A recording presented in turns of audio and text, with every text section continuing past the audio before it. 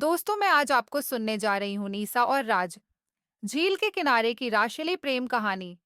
अगर कहानी पसंद आए तो चैनल को सब्सक्राइब जरूर करें और शेयर जरूर करें। झील का पानी हल्की लहरों के साथ किनारे से टकरा रहा था। सूरज धीरे धीरे अस्त होने को था और आसमान नारंगी, गुलाबी और बैंगनी रंगों में घुल रहा था। उसी झील के किनारे बैठी थी नीसा, अपने हाथों में एक पुरानी किताब लिए हुए। किताबों की दुनिया उसकी अपनी दुनिया थी, जहां वह खुद को सबसे ज्यादा सुरक्षित महसूस करती थी। दूसरी ओर था राज, जो इस झील के पास अपनी मस्ती और शरारतों के लिए मशहूर था। पहली मुलाकात एक दिन जब नीसा झील के किनारे बैठकर किताब पढ़ रही थी। तेज हवा चली और उसकी किताब उड़कर पानी में गिर गई। वह घबराकर किताब को बचाने के लिए आगे बढ़ी, लेकिन तभी एक आवाज आई, चिंता मत करो मैडम, आपकी किताब अभी भी तैर सकती है। राज ने झटपट पानी में छलांग लगा दी और कुछ ही सेकंड में किताब निकाल लाया। भीगी हुई किताब को उसने हवा में लहराते हुए कहा, ये रही आपकी अमूल्य धरोहर। नीसा ने किताब लेते हुए हल्की मुस्कान दी। धन्यवाद, लेकिन तुम्हें इतनी मेहनत करने की जरूरत नहीं थी। राज ने हंसते हुए जवाब दिया, मेहनत? अरे, झील में तैरना तो मेरा शौक है, और वैसे भी एक किताब प्रेमी को उसकी किताब लौटाना मेरा फर्ज बनता है। यही उनकी पहली मुलाकात थी, साधारण लेकिन खास। धीरे धीरे बढ़ती दोस्ती इसके बाद दोनों की मुलाकातें बढ़ने लगीं। राज हर दिन झील पर आता और नीसा से बातें करने की कोशिश करता। इतनी मोटी मोटी किताबें पढ़ती हो, मैं तो 2 पेज पढ़ते ही सो जाता हूँ। राज ने एक दिन मजाक में कहा, तुमने कभी कोई अच्छी किताब पढ़ी ही नहीं होगी। नीसा ने मुस्कुराते हुए जवाब दिया। राज ने चुनौती स्वीकार की और नीसा की दी हुई एक किताब पढ़ने लगा। धीरे धीरे उसे भी किताबों से लगाव होने लगा। इसी बीच नीसा ने भी राज से जिंदगी को खुलकर जीना सीखा।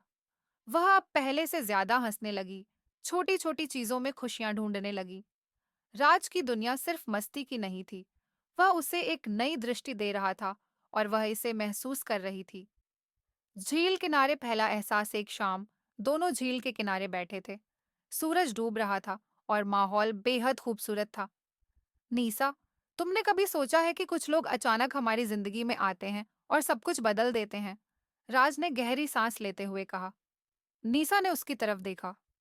शायद हाँ, लेकिन तुम ये क्यों पूछ रहे हो? क्योंकि मुझे लगता है कि तुमने मेरी जिंदगी बदल दी है। पहले मैं बस मस्ती में जीता था, लेकिन अब मुझे लगता है कि जिंदगी और भी खूबसूरत हो सकती है, अगर कोई ऐसा हो जिससे हम दिल की हर बात कह सकें। नीसा का दिल जोर से धड़कने लगा। क्या राज वही कहने जा रहा था जो वह महसूस कर रही थी? तो क्या तुम मुझे अपनी जिंदगी का हिस्सा बना सकती हो? नीसा ने धीरे से कहा। शायद हाँ, प्यार की परीक्षा, लेकिन हर प्रेम कहानी में एक इम्तिहान जरूर होता है। राज को एक अच्छी नौकरी का ऑफर मिला, लेकिन उसे शहर छोड़कर जाना था। नीसा, मुझे जाना होगा, लेकिन मैं तुम्हें खोना नहीं चाहता, राज ने उदास स्वर में कहा। मैं जानती हूँ राज, लेकिन प्यार का मतलब एक दूसरे के सपनों का समर्थन करना भी होता है। मैं चाहती हूँ कि तुम अपने सपने पूरे करो, नीसा ने मजबूती से कहा। दोनों ने वादा किया कि वे दूरी के बावजूद एक दूसरे से जुड़े रहेंगे। 1 साल बाद नीसा फिर उसी झील के किनारे बैठी थी, जहां उन्होंने अपनी पहली मुलाकात की थी। अचानक पीछे से एक जानी पहचानी आवाज आई, मैडम, आपकी किताब तो अब भीगने से बची हुई है ना? नीसा ने पलट कर देखा। राज वहां खड़ा मुस्कुरा रहा था। राज, तुम वापस आ गए? हमेशा के लिए। अब मैं अपना हर सपना तुम्हारे साथ देखना चाहता हूँ। नीसा की आंखों में आंसू आ गए, लेकिन ये खुशी के आंसू थे। राज ने उसका हाथ पकड़ा और दोनों झील के किनारे चलने लगे, ठीक वैसे ही जैसे उनकी कहानी शुरू हुई थी। अगर कहानी पसंद आए तो चैनल को सब्सक्राइब जरूर करें और शेयर जरूर करें